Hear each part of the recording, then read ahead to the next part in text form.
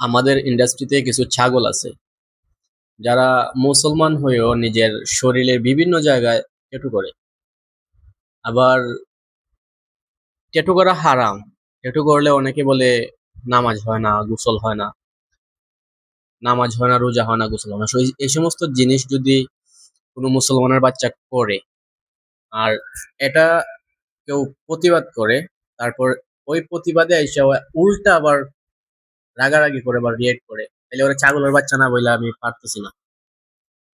So আমি যার উদ্দেশ্য করে বলতেছি ও অবশ্যই বুঝতেছে, বুঝার কথা। না বুঝলেও কিছু করার নাই। তো বিষয় যেটা হয়েছে, আহ, কিছুদিন আগে আমি ফেসবুকে একটা পোস্ট করছিলাম, অনেকে দেখছে এটা। যার নিয়ে করছি, ওরে নিয়ে আমি অনেক পোস্ট করছি, অনেক সময় বিভিন্নভাবে বিভিন্ন ধরনের পোস্ট করছি। আমারে এ, যখন আমি ভালো পোস্ট করি তখন কোনো সমস্যা নাই, ওকে, লাভ রিয়েক্ট দেয়। আর যখন আমি ওরে নিয়ে কোনো আহ সমালোচনা করি, সমালোচনা বলতে মানুষ তো ভাই ভুল করে, ভুল করলে আমি, যে কোনো কেউ, আপনি যদি ভুল করেন আপনার ভুল ধরা দিবে। আমি যখন ওরে নিয়ে কথা বলি, সমালোচনাটা কিছু বলি, তখন আমারে বলে, ফোন দে, মেসেঞ্জারে ফোন দিব, হোয়াটসঅ্যাপে ফোন দিব, যে ভাই আপনি এগুলা কইরেন না, পোস্টটা ডিলিট করে দেন। ওকে, ঠিক আছে, আমি ডিলিট করে দিলাম। তো কথা হইছে, আপনি একজন অ্যাথলিট, হ্যাঁ, বডি বিল্ডিং একটা স্পোর্টস, বডি বিল্ডিং এর একটা অ্যাথলিট আপনি। আমি কোনো অ্যাথলিট না, আমি বডি বিল্ডিং এর কোনো পার্ট না, আমি ফিটনেস কন্টেন্ট ক্রিয়েটর না। আমি যা মন চা তা কইতে পারবো, বলতে পারবো, আমারই রাইট আছে, কারণ আমি দর্শক, আমি ওইগুলো দেখি। হ্যাঁ, আমি আপনাদেরকে সাপোর্ট করি, আমরা আপনাদেরকে সাপোর্ট করি। তো আমাদের অধিকার আছে আপনাদেরকে নিয়ে কথা বলার, হোক পজিটিভ হোক নেগেটিভ। সবাই যে আপনাকে নিয়ে পজিটিভ কথা বলবে তা কিন্তু না। আপনার নিয়ে মানুষের নেগেটিভ কথা বলতে পারে, এটা মানুষের রাইট আছে, আমার রাইট আছে, আমি বলতে পারি। আপনি যদি বলেন যে আমার নিয়ে কেউ কোনো পোস্ট করেন না, তাহলে সবাই বলেন, জাস্ট আমার একা একা বলেন না, আমার নিয়ে কেউ পোস্ট করেন না। আর আপনি যদি সমালোচনা সহ্য করতে না পারেন, তাহলে আপনি ফেসবুকে, ইনস্টাগ্রামে, সোশ্যাল মিডিয়ায় কোনো ধরনের কোনো পোস্ট করেন না। কোনো পোস্ট করার আপনার দরকার নাই যদি সমালোচনা সহ্য করতে না পারেন। সমালোচনা সহ্য করতে না পারলে হাতে চুরি পইরা বাসায় বসে থাকেন, হাতে চুরি পইরা, শাড়ি পইরা, ঘুমটা দিয়ে বাসায় বসে থাকেন।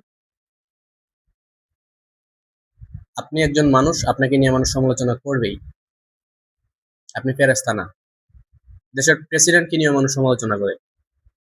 সো আপনি কোন হরিদাস পাল, আপনার নিয়ে মানুষ সমালোচনা করবে না? আপনি না বলার কে?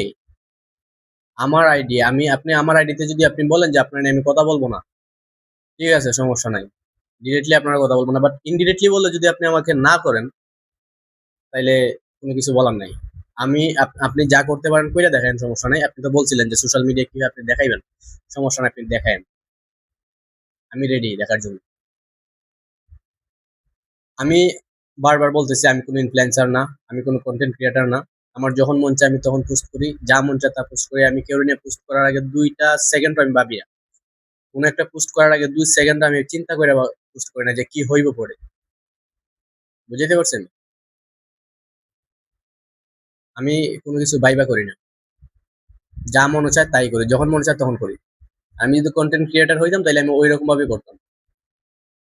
আপনি চান মূলত কি জানেন, আপনি এই সবসময় এটাই চান যে আপনার নিয়ে যারা সমালোচনা করে ওগরে আপনি আবার এই ট্রিগার্ড হয়ে ওদেরকে আবার আপনি কথা বলেন। আপনি চান এটাই, যাতে আর সমালোচনাটা বাড়ে।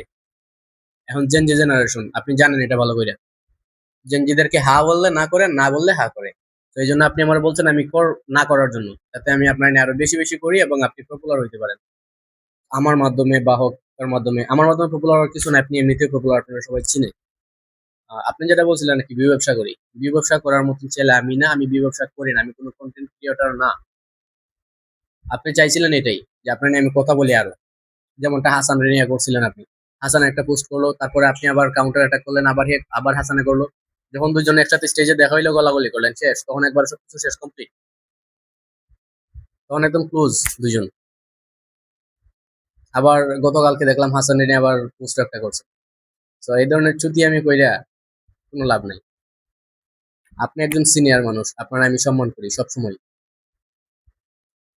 আমির আনোয়ার ভাই একজন অ্যাথলিট, পরে নিয়ে মানুষ হাজার কথা বললেও তো কোনো রিয়েক্ট করে না, ওইগুলো দেখে, সবকিছু দেখে, দেখার পরে রিয়েক্ট করে না, কারণ কি? এগুলো দেখার দরকার নেই। আমি কে ভাই? আমারটা আপনার দেখার কি দরকার?